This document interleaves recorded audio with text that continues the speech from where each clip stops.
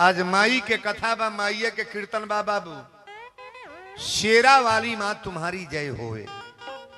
भगवती माई के बोलावे जाता नहीं, सभी लोग भाव से गाएंगे। शेरा वाली माँ तुम्हारी जय होवे, शेरा वाली माँ तुम्हारी जय होवे, शेरा वाली माँ तुम्हारी जय होवे, मेहरा वाली माँ तुम्हारी जय होवे, मेहरा वाली माँ तुम्हारी जय होवे, मेहरा वाली माँ तुम्हारी जय होवे, जय होवे तेरी जय होवे, जय होवे तेरी जय होवे, जय होवे तेरी जय होवे, जय होवे तेरी जय होवे, जय होवे तेरी जय होवे, जय होवे तेरी जय होवे, जय होवे तेरी जय होवे, जय होवे तेरी जय होवे, पहाड़ा वाली माँ तुम्हारी जय होवे, पहाड़ा वाली माँ तुम्हारी जय होवे, पहाड़ा वाली माँ तुम्हारी जय होवे, जय जय जय गिरिराज किशोरी, जय जय जय गिरिराज किशोरी, जय महेश मुख चंद चकोरी, जय महेश मुख चंद चकोरी, देवी पूजी पद कमल तुम्हारे, देवी पूजी पद कमल तुम्हारे, सुर नर मुनि सब हो ही सुखारे, सुर नर मुनि सब होई सुखारे, मेहरा वाली माँ तुम्हारी जय होवे, मेहरा वाली माँ तुम्हारी जय होवे, मेहरा वाली माँ तुम्हारी जय होवे, जय होवे तेरी जय होवे, जय होवे तेरी जय होवे, जय होवे तेरी जय होवे, जय होवे तेरी जय होवे, जय होवे तेरी जय होवे, जय होवे तेरी जय होवे, जय होवे तेरी जय होवे, जय होवे तेरी जय होवे, ए शेरा वाली माँ तुम्हारी जय होवे, शेरा वाली माँ तुम्हारी जय होवे, शेरा वाली माँ तुम्हारी जय होवे, शेरा वाली माँ तुम्हारी जय होवे, प्रेम से बोल दी सच्चे दरबार की, महिषासुर मर्दनी की, कथा में कीर्तन गाने वालों की। आई माई के कथा शुरू भइला से पहले पहले माई के एगो गीत। आरे निबिया के डढ़िया मैया डरे ली झुलुआ हो, बोलो सच्चे दरबार की। ताली बजा के सारी बेटियां बहन गाएंगी प्रेम से। निबिया के डढ़िया मैया डरे ली झुलुआ हो, कि अरे मैया झीर झीर बोए ले बेयारी माई,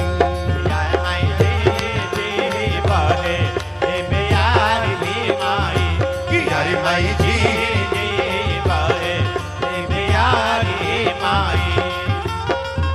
निबिया के डढ़िया मैया डरे ली झुलुआ हो,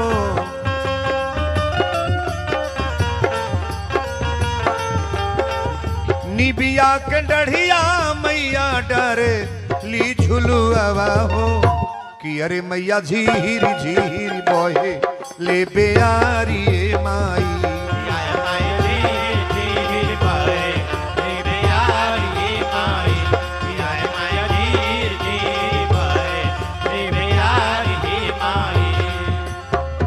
आई कथा बेजू से शुरू होता।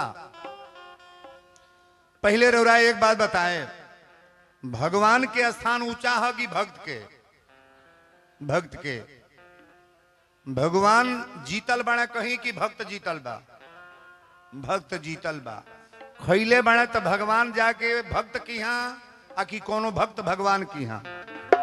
भगवान आइल बड़े। नाम रामायण गीता ग्रंथ में जितना कथा आवेला इमे भक्त के नाम ऊंचा बागी भगवान के भक्त का नाम ऊंचा है।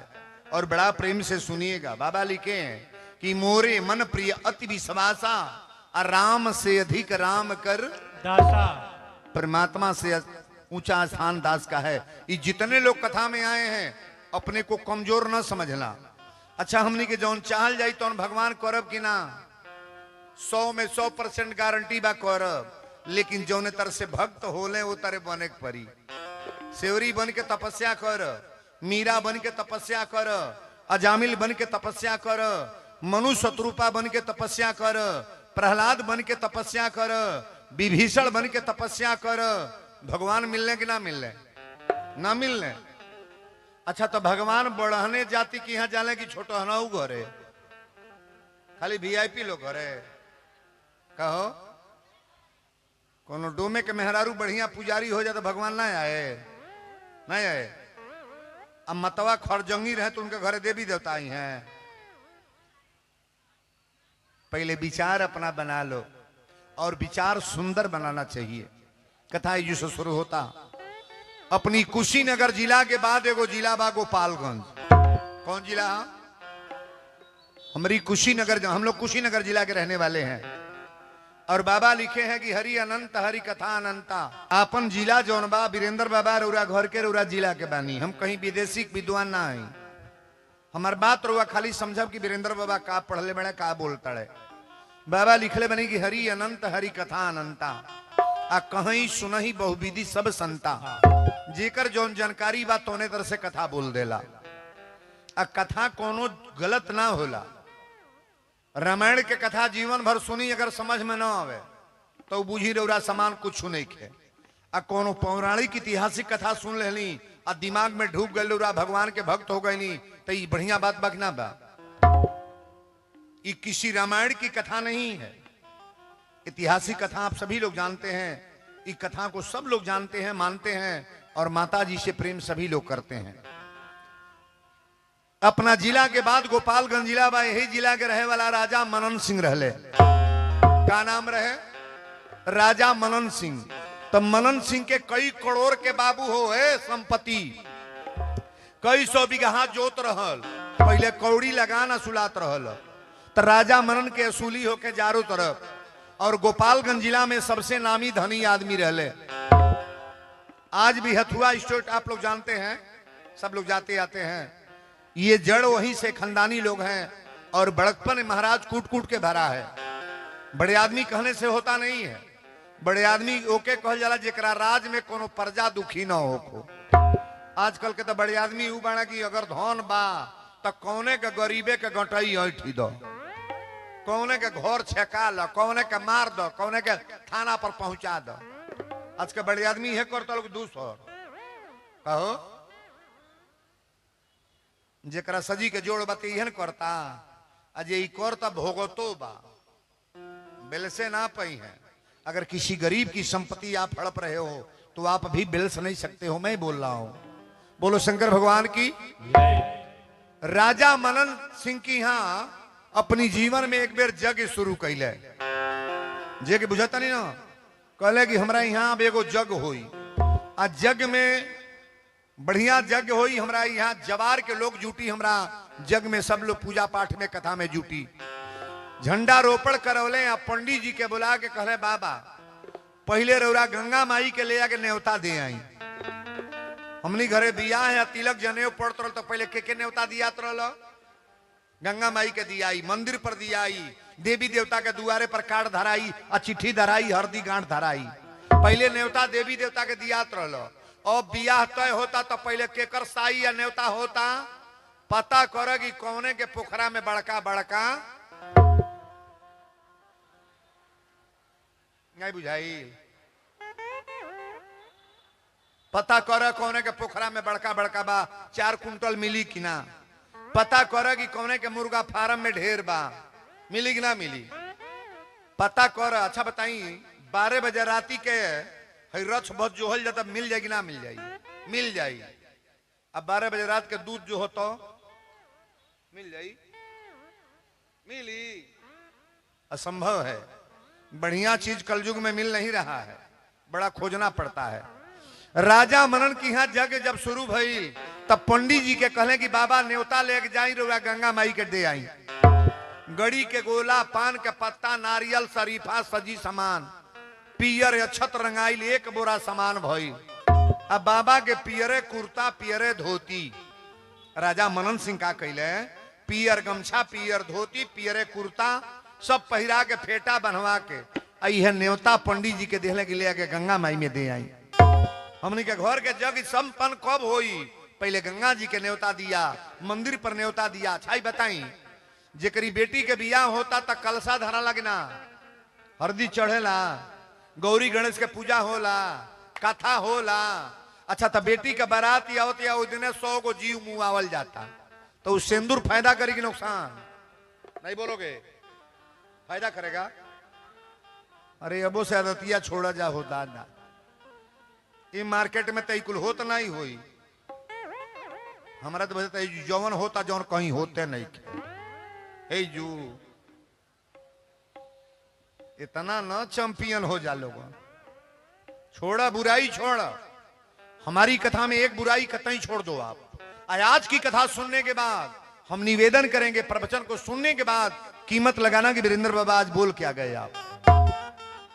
पंडित जी न्योता लेके चलने राजा मनन के, इतना धनाट आदमी, इतना रुपया पैसा वाला आदमी, आज राजा मनन के न्योता लेके जब चलना तब बाबा अगर आते चलल है।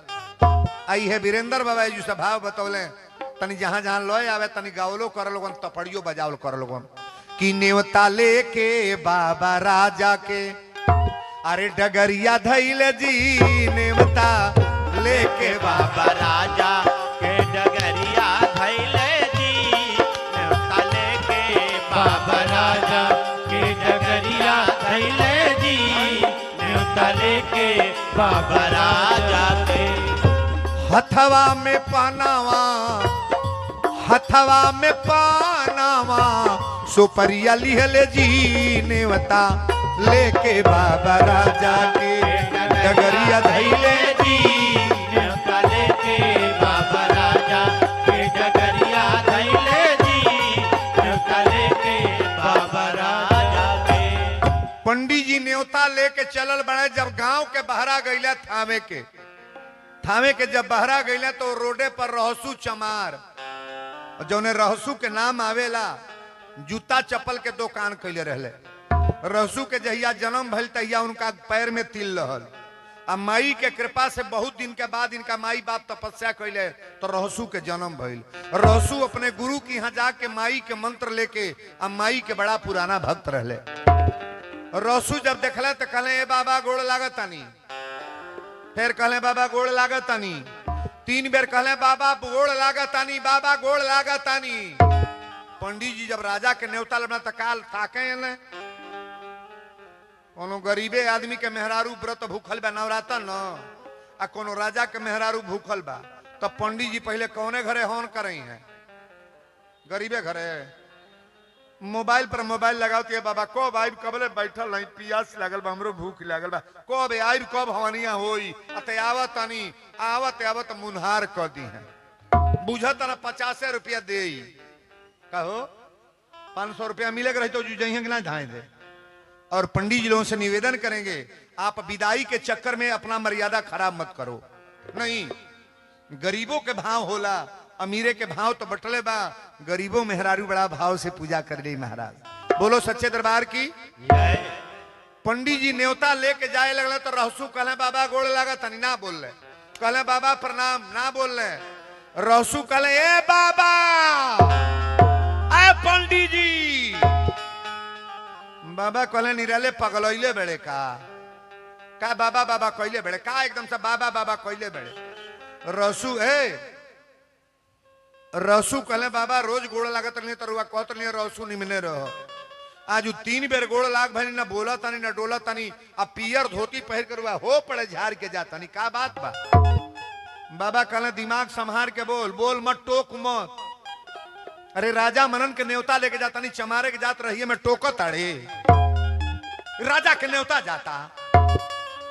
रसू कहले बाबा जाति जरूर हम छोट बानी, लेकिन हमार विचार छोट ना बा। ऊंच निवास नीच करतूती। अरे देवता लोग के भी सरस्वती कह दे बड़ी कि ऊंचा पद पाने के बाद आप गलत काम कर रहे हो। हम छोटहन जात जरूर बोलेंगे, विचार हमार गलत ना बा। कोनो पंडित जी बड़हन होके आ दारू पियत होखा तो उनका छोट कहल जाएगी बड़हन छोट। आ हरजन का लड़का कोनो साधु होके निर्मल विचार से होकर तो बड़हन कहल जाएगी छोट। बड़ा कहा जाएगा, ध्यान देना। सब जनी बड़ा प्रेम से कथा के सुनो। रसू कहले बाबा हम गोड़ लगलिए पहले आशीर्वाद दे ना। बाबा कहले तो टोक दिले बड़े तो कहलिए जो निमने रहो। रसू कहले अब रउराई बताई कहाँ जाता नहीं। बाबा कहले यह तो जुलूम बा, काहे टोका ताड़े। राजा के न्योता लेके जाता नहीं, रास्ता में बरबर एकदम टोकता रे। रसू कहले सरकार आखिर राजा न्योता लेके जाता नहीं तो मैं परेशानी का बा, गंगा जी के देवे जाता नहीं। कहले हाँ। रसू चमार कहले बाबा हम 2 रुपया कमाइले बनी, हमरो रुपया ले ले जाई गंगा माई में छोड़ दे। आई बता दे कि रहसुआ चमार देहला से हमार नाम जरूर बता दे। पंडित जी कहले रे राजा के न्योता के साथे चमारे के पैसा जाई, राजा की न्योता के साथ चमार के पैसा। रसू भर भर रोवे लगले। अच्छा रुआई बताई, मंदिर में आके कोनो डोमिन 100 रुपया चढ़ावे तक के मना करी? हेजू बोलो अता तू अलगे छोड़ दो। हे वीरेंद्र बाबा के लोग कोनो बकरी काट के ले आके पैसा दे तो लेब कि ना? नहीं ले, नहीं ले, नहीं ले भो, नहीं ले।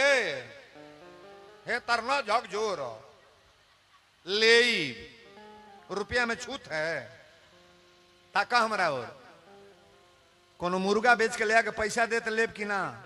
ले ले। अंडा बेच के दे तो लेब कि ना? ना ले। मर्डर कह के ले आके दे तो लेब कि ना? चोरी कह के केहू को लूट के ले आके धरे तो लेब कि ना? पैसा में कोई छूट है? और शरीर में छूट है ना?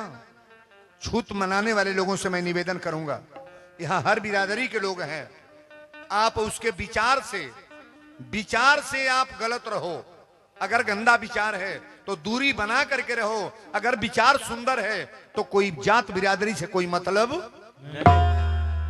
ताली बजाओ ना बढ़िया रे। बोलो शंकर भगवान की जय। रहसू कहले बाबा हमारा रुपया ले जाए कि ना? पंडित जी कहले राजा के न्योता के साथे चमारे के पैसा जाई। चमार की पैसा जाई, तोर पैसा हम ले जाए। रसू कहले बाबा रउरा के कई बेर रुपया देले बानी, रुआ थैली में धो ले बानी। रसू देले लगना कई बेर, अब बाबा धो ले। आज राजा के न्योता के साथे ना ली है। बाबा कहले ना ले। रसू जब रोवे लगले तो बाबा के दया आ गए, कहले दे ले, मन पड़ जाई ना तो तोर पैसा गंगा जी में डार दे, और नहीं मन पड़ी तो तोर पैसा ले आके तोके दे दे।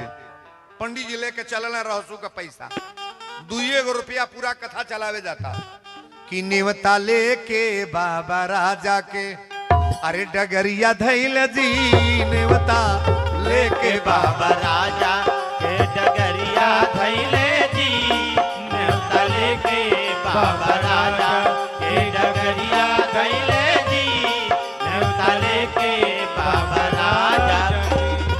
हथवा में पानावा सुपरिया लिहले जी नेवता लेके बाबा राजा के डगरिया धैले जी, न्योता लेके बाबा राजा के डगरिया धैले जी, न्योता लेके बाबा राजा के। बोल दी गंगा महारानी की जय। ए बाबू गंगा मैया के घाट पर गईले आ राजा के न्योता उतरले बोरा के, कसैली, पान के पत्ता, नारियल, शरीफा, पियरी, धोती आ 501 रुपया ही तरह हड़ाक दे पानी में फेंकते तबाड़े। आ जब पानी में न्योता राजा के गई तो पानी में दोही गई। पानी में न्योता जाए तो दोही ना, दोही गई। और रहसुआ चमार के पैसा राजा के साथे जो लेके गईले, पंडित जी पैसा भुला गईले। ई नहीं मन पड़ता कि रहसुओ देले भाई हो पैसा इधर फेंक दी। अब होतना दूर गईले, न्योता डार के जाता है। और जब होतना दूर गईले तो गंगा जी में एक बैग बाढ़ी आ गई, पानी तराक तराक बोला था। पंडित जी मुड़ के तकले कहले रे ई पनिया ऊपर हो गल का। बाबा कहले बा आ आ राजा के न्योता फेंकली है तो पानी नीचे रहल। आई अब हम जात नहीं तो पानी बढ़त काहे बा।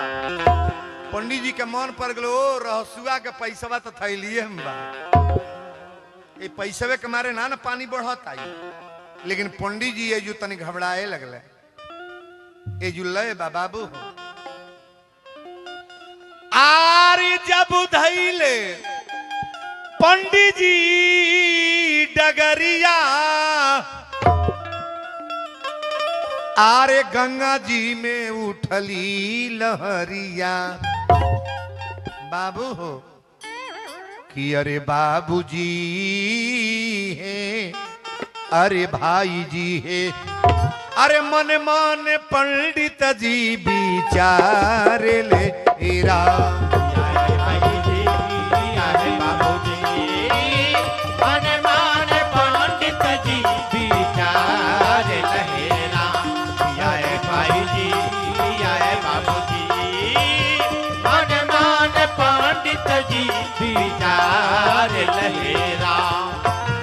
जब धैले पंडित डगरिया, आरे गंगा जी में उठली लहरिया। अरे बाबूजी है, अरे भाई जी है, मन मन पंडित जी विचार लेरा।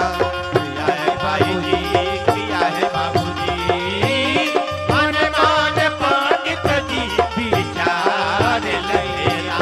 किया है भाई जी किया है बाबूजी, मन मन पंडित जी विचार लेरा।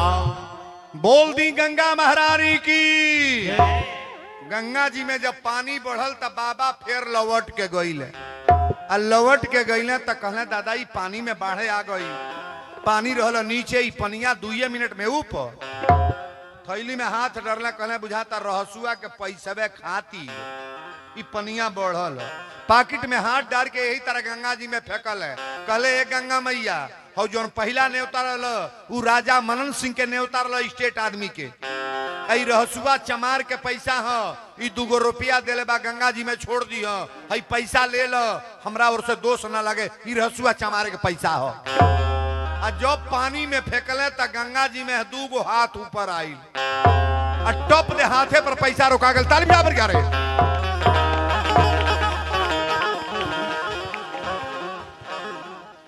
यही तरह पानी के ऊपर हाथ बा, आ 2 रुपया हाथे में रोकले बड़ी गंगा जी। रही बताई पंडित जी के जौन ले के गईले ह, राजा मनन के न्योता के कीमत बा कि चमारे के का जी रहसु के पैसा के कीमत बा।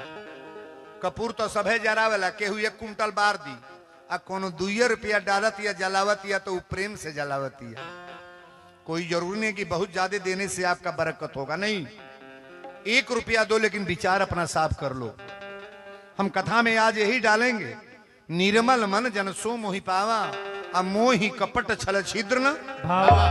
दिखावा के लिए 10,000 रुपया दान मत करो, हकीकत दान करो कि मैं जग में भाग ले रहा हूं, मेरा अपना पर्सनली कार्य है। बोलो सच्चे दरबार की जय।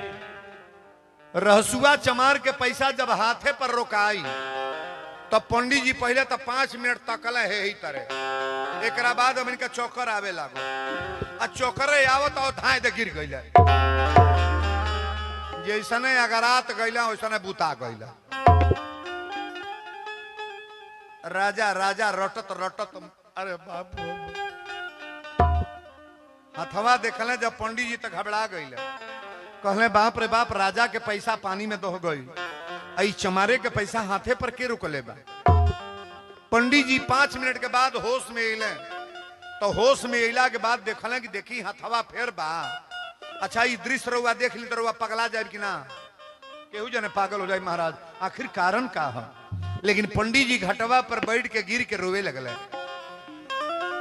अरे बेहोश भइले बाबा जी, अरे बेहोश भइले बाबा हो, बेहोश भइल ए आ नाही रहल देहिया में जोश हो ई होश में बेहोश भइल बाबा जी नाही रहल देहिया में जोश ई होश में बेहोश भइल बाबा जी नाही रहल देहिया में जोश ई होश में बेहोश भइल बाबा जी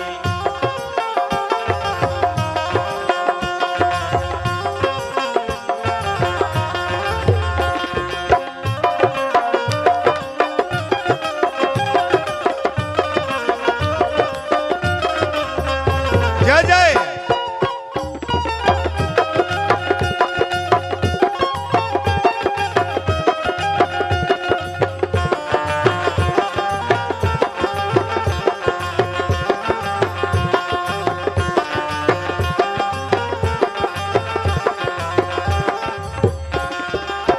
चारू ओर ताकतन के बोलाई जरूर ताकतान के बोलाई मनवा के बात अब कैसे बतलाई मनवा की बात अब कैसे बतलाई अरे कहले वीरेंद्र बाबा लागी गईल चोट हो ई होश में बेहोश भइल नाही रहल देहिया में जो होश में बेहोश भइल बाबा जी नाही रहल देहिया में जो सही होश में बेहोश भइल बाबा बेहोश भइल बाबा जी बेहोश भइल बाबा बेहोश भइल बाबा जी नाही रहल देहिया में जो सही होश में बेहोश भइल बाबा जी नाही रहल देहिया में जो सही होश में बेहोश भइल बाबा जी बोल दी गंगा महारानी की कथा एजू आइल बा पंडित जी जब होश में अइला त कहले दादा ई विपत कैसे बतियाई ओजू तो मार धाधा कहलिए कि राजा घरे विदाई मिली बढ़िया कपड़ा पाई बढ़िया रुपया मिली बढ़ने घरे जग बा अभी जाके कौने तरह से चमारे के बड़ाई बतियाई दादा अब पंडित जी चलने लगी कांपते चलल बाड़े होश में बाड़े के बेहोश में पंडित जी के पहले ई डर बा कि राजा आज तलवार से काट दी है काहे तो हमरे न्योता के साथे चमारे के पैसा काहे ले गईला हमारी न्योता के साथे ओकर पैसा तू लेके काहे गईला ई दोस्त बाबा के बागी राजा के पंडित जी के दोस्त है ना पंडित जी का दोस्त है लेकिन पंडित जी समझ गए कि दादा आज हमरे या तो मरे के बाना तो जिंदा रह तो जिंदे रह लेकिन पंडित जी रोते गए राजा मनन के दरवाजा पर गेट पर 4 गो सिपाही रहले सिपाही जब पंडित जी के रोवल देखले तो पूछले बाबा काहे रोवतनी पंडित जी कहले राजा मनन सिंह है कि नहीं सिपाही कहले सरकार अंदर है कहले तनी बोलावा कही दे पंडित जी रोवत आइल बड़े आज जब राजा मनन सुने कि हमार पुरोहित रोवत आइल बड़े राजा मनन तुरंत फाटक खोल के गईले पैर छू के प्रणाम कैले कहले पहले आंसू है गमछा ले आंसू पोछी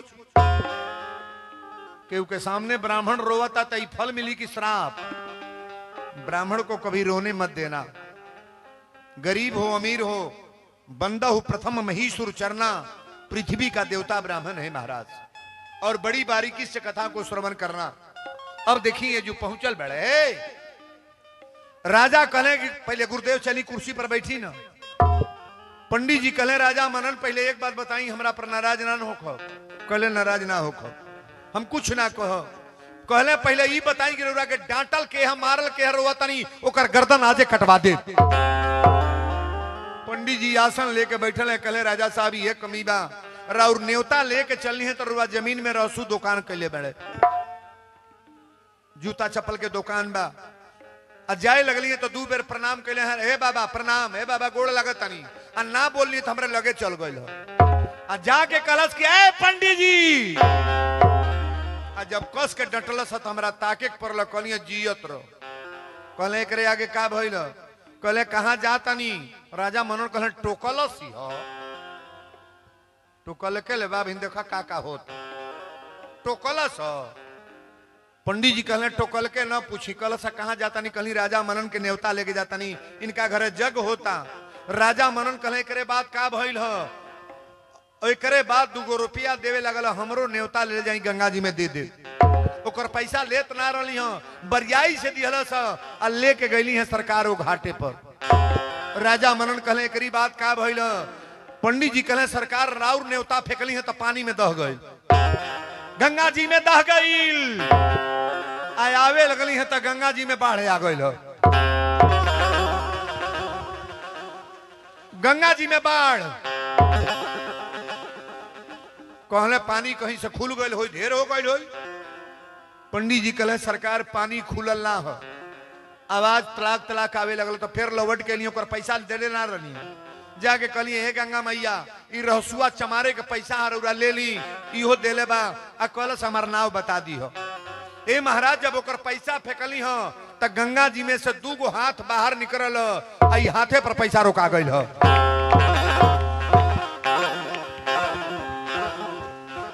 राजा मनन कहले सिपाही, 4 गो सिपाही दौड़ल बड़े। कहले सरकार बोली। राजा मनन कहले पहले रहसुआ के हथकड़ी लगा के ले आवल जा, हमरा दरबार में रहसु के हथकड़ी लगा के ले आवल जा। हम स्टेट आदमी हो के हमार नेवता पानी में दह गई, आई चमारे के पैसा हाथ पर रुक गई। विनाश काले विपरीत बुद्धि, देवी देवता के साथ कभी खिलवाड़ मत करो। यहाँ जो भी बेटियां बहन बैठी हैं बाबू गौर से सुनना, अगर मानना है तो प्रेम से मानो और नहीं मानना है तो किसी देवता को मानने का प्रयास न करो। आप मजाक नहीं। राजा मनन पंडित जी से कहले बाबा एक बात बताई, रहसुआ में कोनो औरी कोनो बात बा का? कहले सरकार जवार में लोग ई कहता रहसुआ माई के दुर्गा जी के बहुत बड़ा भक्त बा। रहसुआ राती के कतरा काटेला आ सांपे के चाबुक बनाई आ 7 गो बाघ नाज के दौरी क के अनाज निकाल के माई के प्रसाद चढ़ावेला।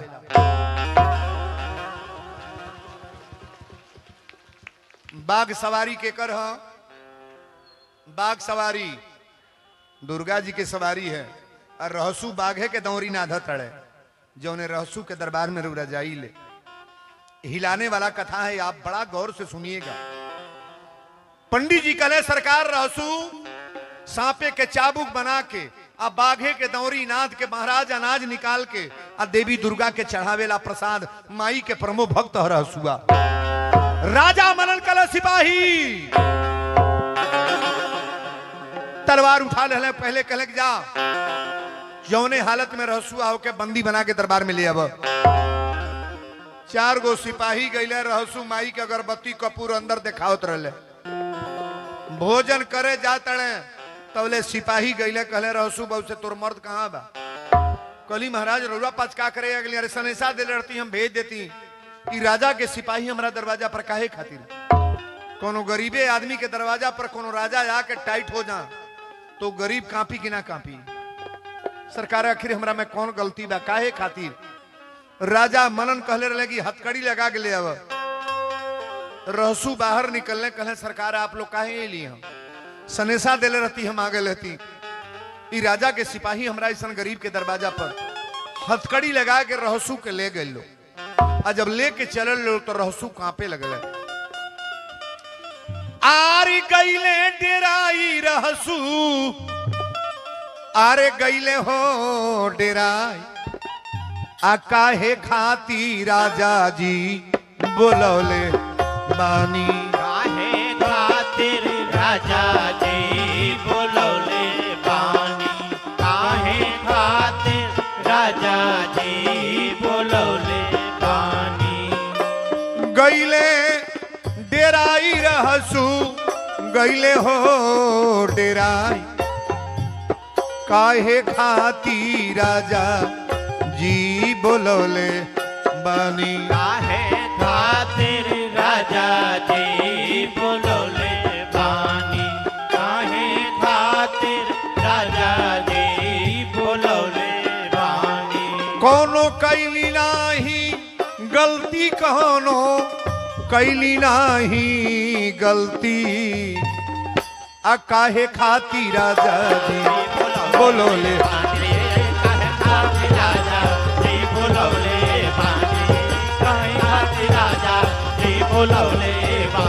अरे गईले डेराई रहसु, गईले हो डेराई।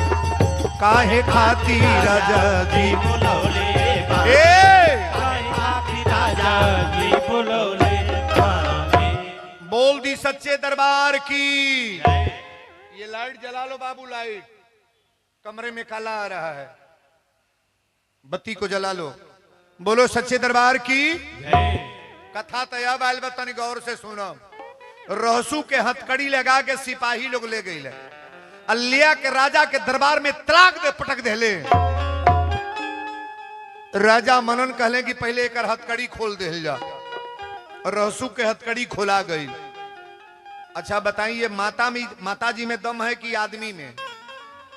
नहीं बोलोगे? माता जी में दम है, लेकिन वो दम में अगर आदमी चाहे कि मैया हमको मिल जाए, ये प्राप्त हो सकता है कब? जब विचार बदलोगे तब। राजा मनन कहले हथकड़ी खोल दिया जाए। हथकड़ी खुल गया। बड़ा बारीकी से कथा को श्रवण करना। ए बाबू, हथकड़ी खुल गई। आज जब हथकड़ी खुलल तो राजा मनन कहले कि रहसुआ पहले जो जमीन पर बैठ, जमीन पर बैठ जाओ। रहसू कहले सरकार हमरा ऐसा गरीब आदमी के दरवाजा पर काहे बुलौली है? आखिर कौन गलती कैले बनी? रउरा सनेसा दे देती तब हम कांपत चले थी, और वो सिपाही जाके हथकड़ी लगा के ला रहे हैं। कारण क्या है महाराज? राजा मनन कहले रहसुआ, ईमानदारी से मेरे प्रश्न का उत्तर देना। रहसू कहले सरकार बोली। राजा कहले ई बताऊ हमरा जमीनी में दुकान कैले बड़ेगी ना?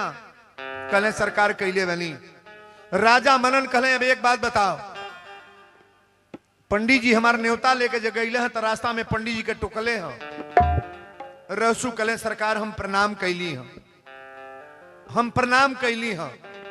राजा मनन कहले जब जनले हैं कि पियर धोती कुर्ता पहन के जा तड़े तो रास्ता में काहे टुकले हैं? रहसू कहले राजा साहब एक प्रश्न के उत्तर आप दें, पंडित जी रौरे भर हमें कि हमरो हम? रहसू कहले सरकार आगे बोली रे का कहल चाहतनी? पंडित जी रौरो हमें हमारो हम? रौरो बाबा हई हमारा उहो के हई, हम प्रणाम कैली है तो कौन गुनाह कैली है? कहले अच्छा प्रणाम कैले बढ़िया बा। राजा मनन के न्योता जब जनले है जाता तो ओकरे साथे पैसा काहे दिले हो? बैठ जाओ, क्यों खड़ी हो? ए बैठ।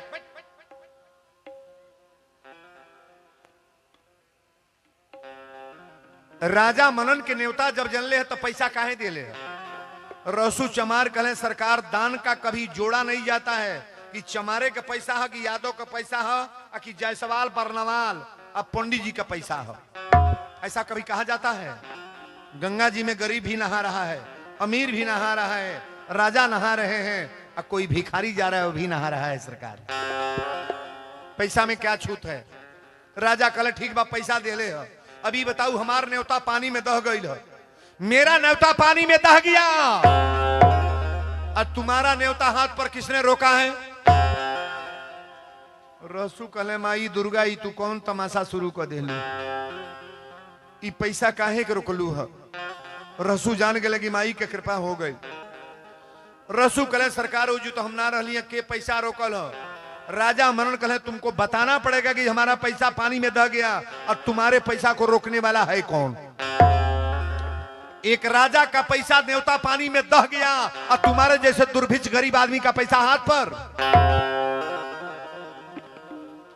रहसू आंख में आंसू लेके कहले राजा गलती हम पैसा दिहल हमार ना बा, ई माई के कृपा बागी हमरे ऊपर ही माई आवेली।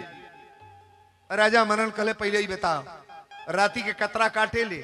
रहसू कहले हाँ सरकार काटी ले। कहले सांपे के चाबुक बनावे ले? कहले बनाई ले। कहले 7 गो बाघनाथ के दौरी करे ले? कहले सरकार करी ले। कहले अनाज निकाल के चढ़ावे प्रसाद? कहले हम दुर्गा जी के प्रसाद चढ़ाई ले सरकार, माई के प्रसाद चढ़ाई ले। राजा मनन कहले रहसू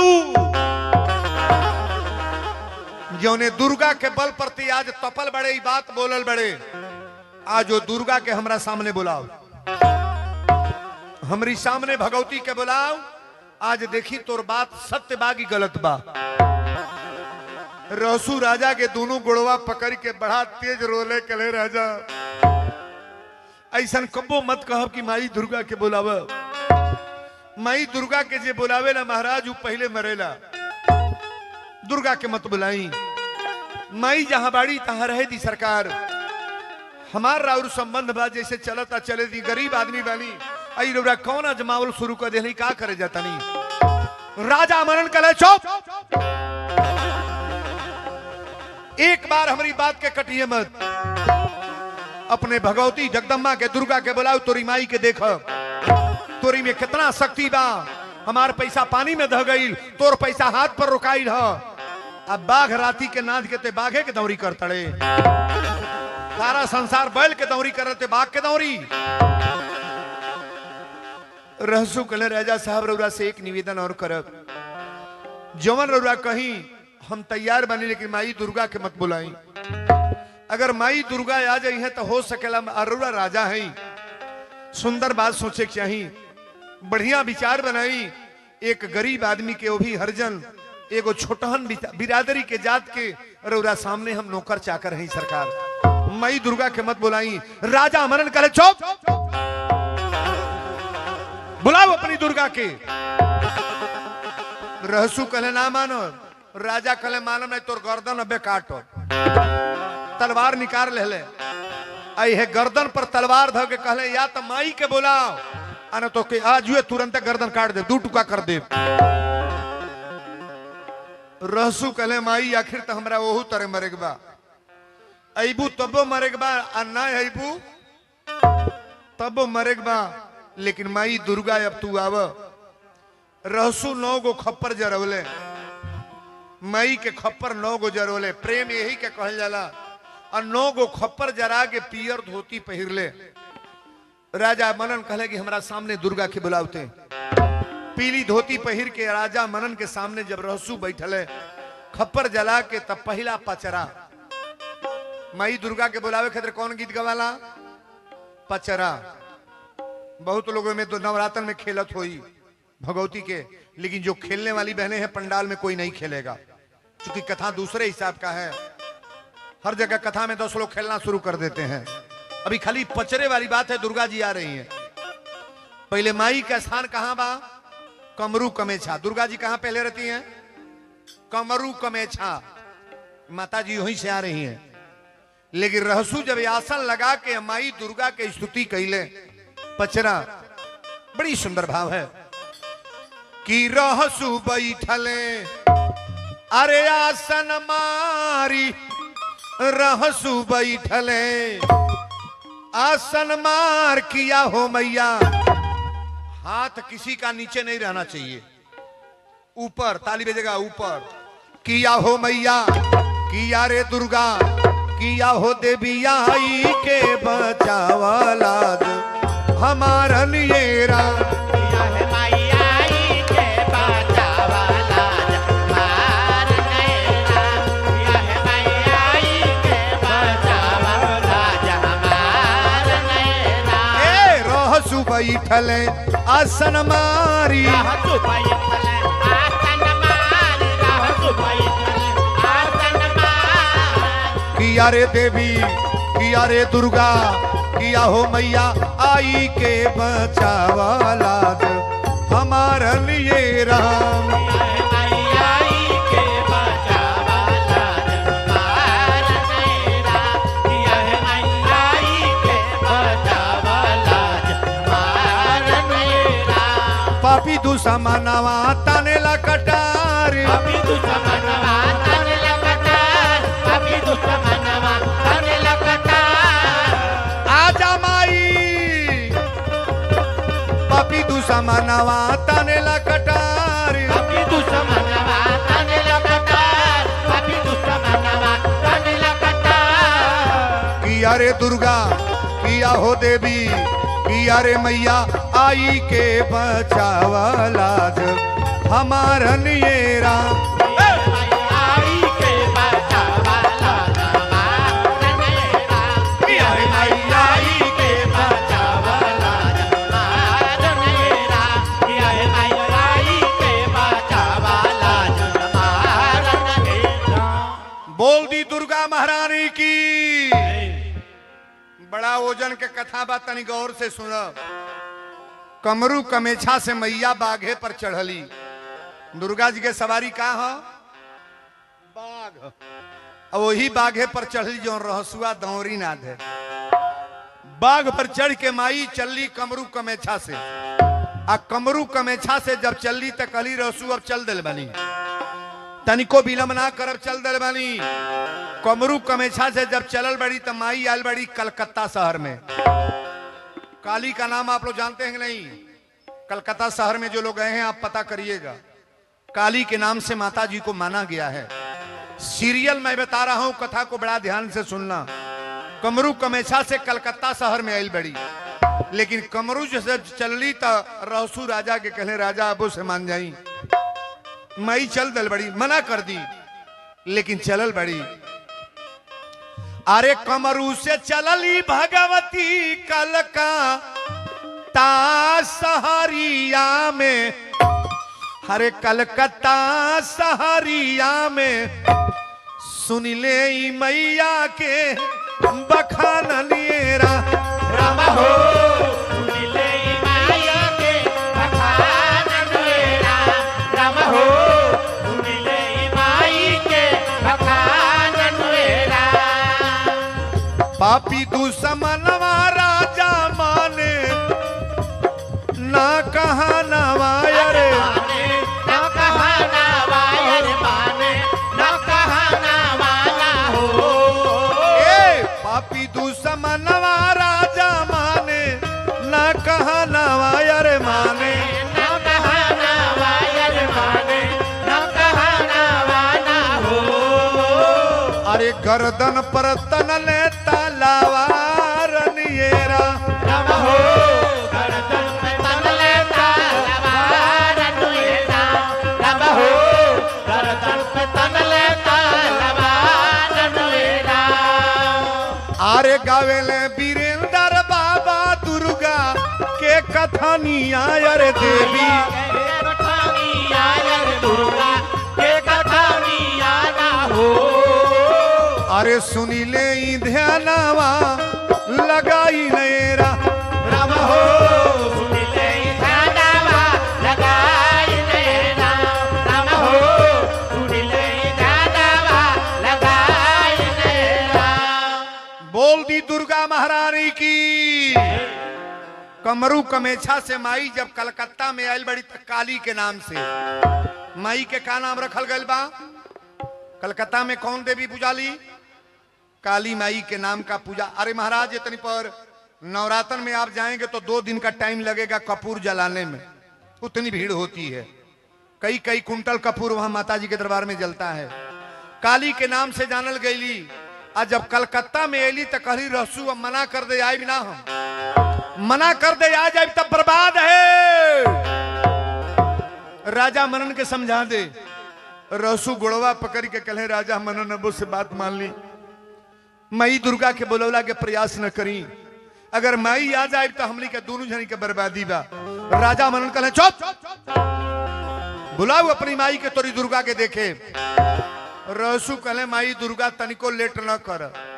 आज माई कलकत्ता से चलल बड़ी। बिहार की राजधानी कहाँ है? बिहार की राजधानी अरे पटना बोलो ना, कहाँ है? पटना। पटना में आयल बड़ी तो का नाम धराइल बा? पट्टन वाली देवी। सभी लोग जान रहे, गौर से सुनना, ये कोई खेल खिलौना नहीं है। कलकत्ता शहर जब कलकत्ता में गई तो काली के नाम से, और पटना में जब आ रही तो क्या नाम? पट्टन वाली देवी। लेकिन रहसू राजा के गोड़वा पकड़ी के कहले राजा अबो से बात मान ली। माई दुर्गा के मत बुलाई सरकार। अरे हमार तो पतन होइबे कड़ी रौरो नाती बेटा।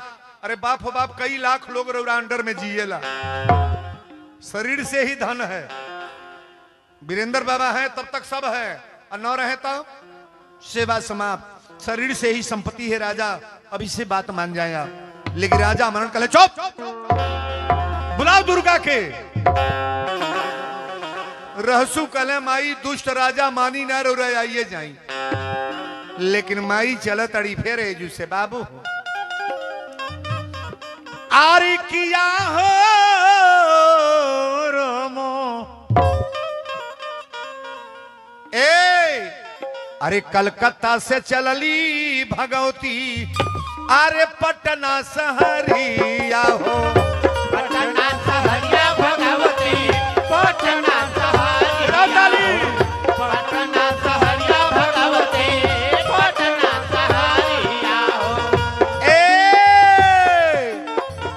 कलकत्ता से चलली भगवती पटना सहरिया हो। पटना सहरिया भगवती पटना सहरिया हो। पटना सहरिया भगवती पटना सहरिया हो। अरे सुन ले ई ध्यानवा लगाई नएरा।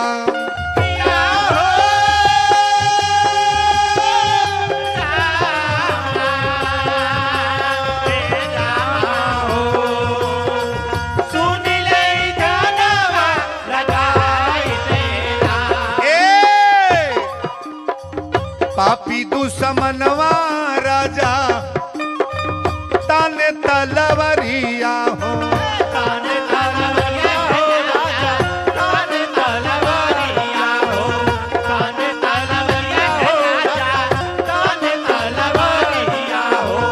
पापी दुश्मनवा राजा ताने तलवरिया हो। ताने तलवरिया हो राजा ताने तलवरिया हो। ताने तलवरिया हो राजा ताने तलवरिया हो। आरे गर्दन पर धैले बा कटार नएरा।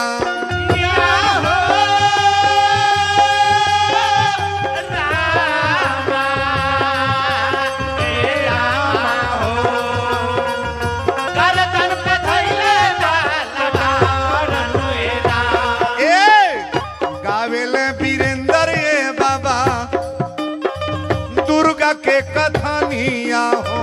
दुर्गा के कथनिया हे बाबा दुर्गा के कथनिया हो। दुर्गा के कथनिया हे बाबा माई के कथनिया हो। गावेले तिवारी बाबा दुर्गा के कथनिया हो। दुर्गा के कथनिया हे बाबा माई के कथनिया हो। दुर्गा के कथनिया हे बाबा माई के कथनिया हो। आरे सुनी ले ई ध्यानवा लगाई नएरा। किया हो रामा हे रामा हो। सुन ले धनवा लगाई तेरा। बोल दी महिषासुर मर्दनी की। माई के कृपा जेकरा ऊपर हो गल माई बना देली है बाबू। आज माई जब चलल बड़ी पटना शहर से चलल बड़ी रुरा पटना अपने गोपालगंज हम लोग का राजधानी है महाराज बिहार की। पट्टन देवी के नाम से माता दुर्गा को माना गया। और जो से चलली तो कहली रहसू अब एको मिनट बेलम ना करब। डायरेक्ट हम आवतानी घोड़ा घाट। घोड़ा घाट आप लोग देख रहे हैं गोपालगंज जिला में जगह है। यहाँ भी दिव्य स्थान माई का है। घोड़ा घाट में माई अली तक कली अब एक बेर चेता दे और हम डायरेक्ट थावे में आवे जाता नहीं। राजा मनन के बड़ी बड़ी हवेली रहल। आज भी मकान गिरल वही तरह देवाल पड़ल बा बाबू। माई जब घोड़ा घाट में अली कली चेता दे आ रहल बानी। रसू कहे कि राजा मनन आखिरी आवाज हमार बार और एक बेर बात मान ली। माई दुर्गा के बोलवला के प्रयास मत करी राजा। अरे माई आ जाई है तो सबसे पहले तो हमरा बात बा हम ना बचब सरकार। अच्छा भक्त मर जाई तो घमंडी जी की मरी नहीं बोलोगे। भक्त मरेगा तो नाम अमर होगा और घमंडी का नाम मिट जाता है महाराज। दुर्गा जी को बुलाने चल रहे हैं। देखिए गौर से सुनिएगा। घोड़ा घाट में जब माई अली तक कली रहसू एक बेर मना कर दे बारह हलवानी। रसू राजा मनन के गोड़ पकड़ के कहे राजा अरे तुहार तो कुल नासे होई लेकिन हमहू शरीर से मर जाए। माई दुर्गा के बुलावा मत लौटा दी।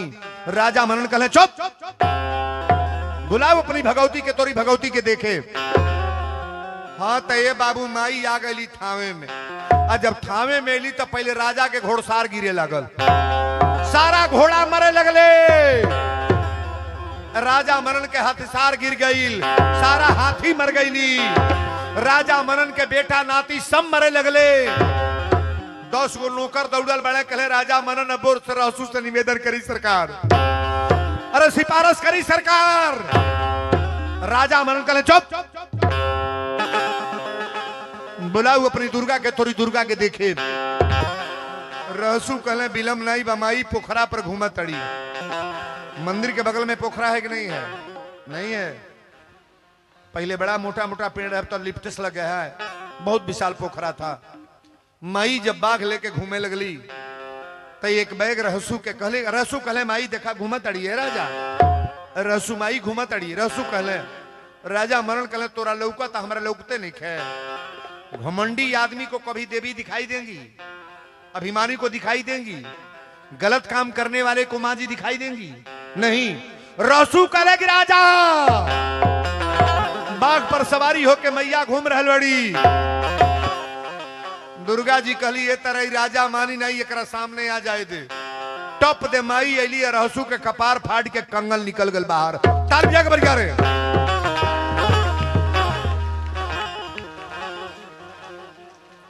कपड़ा पहले केकर फाटल, रहसू के कपार फाड़ के माई अपन हाथ देखौली। राजा मनन पंडित जी के बोलोले, कहले बाबा हई हथवा पर पैसवा रुकल है, उहे हाथ है कि दूसर? पंडित जी यही तरह कांपे लगले। कहले राजा मनन ये हाथ है, ये हाथ है जौनी हाथ पर पैसा रुकल रहे, ये हाथ है। राजा मनन सामने खड़ा बड़े। माई दुर्गा बोल तड़ी, कहली रे दुष्ट राजा। अब रहसू छुपा गई। अब माई तो के लौका तड़ी ना। राजा मनन कहले कि माई तोहर हाथ तो लौकता, लेकिन तोहरा रूप के दर्शन कब होई? देवी कली की रूप के दर्शन पापियों को कभी नहीं होता है ना। बजाओ ताली बरिया रे। रूप का दर्शन दुष्टों को नहीं होता है, रूप का दर्शन अनर्गल व्यक्ति को नहीं होता है। अरे रूप का दर्शन तो भगवान के माई के भक्तों का होता है ना। हाथ के कंगन निकरल बा, आजो रौरा हो जुगल बनेगी ना। थामे में के गोल बा, हाथ उठाए बाप हो बा, पूरा पंडाले गोल बा। रसू के कपारे पर हाथ बा ना बा? ना बा, नहीं खे। यही तरह हाथ बा। हम लोग जाई ले तो पहले केकर गोड़ लागी ले, रहसू चमार हवा, और रहसू के ऊपरा माई के हथवा बा, पहले रहसू के गोड़ लागल जाला। छोट बिरादरी से मतलब नहीं है। अब माई के कंगन जब दिखाई दिहलस तो राजा मनन कहले कि रहसू डायरेक्ट प्रकट करा दे। दुर्गा कली प्रकट भइले के पहले तोर प्राण पहले ले, प्राण ले। भक्त के कपार फाड़ के कंगन दिखा रहल बानी, तोरा विश्वास ना बा? विनाश काले विपरीत बुद्धि। लेकिन एक बात गौर करिएगा, जाको राखे साइया मार सके ना कोई, अब बाल न बांका कर सके जो जग बैरी। मरने के बाद भी व्यक्ति मरता नहीं है, मरने के बाद भी व्यक्ति जिंदा रहता है। कब? जिसका नाम अमर है उसका नाम कभी मिटता नहीं है। माई के कंगन दिखाई देता। माई कहली अब ज्यादा बतिये, टप दे राजा मनन के प्राण निकल गए, मर गई। ताली बजा बरिया रे। राजा मनन के मृत्यु हो गई, पूरा खानदान स्वाहा। रहसू के कपार फाटल बा, हाथ के कंगन दिखाई देता। पूरा उत्तर प्रदेश बिहार के लोग, कई हजार कितने करोड़ लोग जुटल है। माई दुर्गा कली आज मनौती सुन लो, रहसू का नाम यहां से मिटेगा नहीं। जो लोग रहसू के दरवाजे पर आकर थामे भगवती का पूजा करेंगे, कराही चढ़ाएंगे, मगन मांग लेंगे, जो मांगेगा व्यक्ति ईमानदारी से मेरा पूजा करेगा, उसके वहां कभी अनुचित कभी नहीं होगा, उचित होगा। माई ने आशीर्वाद दिया। आशीर्वाद देने के बाद माई के कोगो दिन हो, माई के कोगो दिन हो, कोगो 5 गो, और बूढ़ा 5 गो अंगुरी उठाओ तड़े देख लो। कोगो सोमार के या सुख के कोगो दिन मानल जाला? सुख सोमार। तन 2 लाइन गा लेवे के माई से निवेदन कर ले। अरे माई हो लाल, ए मैया लाल, चुनर बीच निखरल चेहरा, चमके लुसुकावा सोमार। ए माई हो लाल,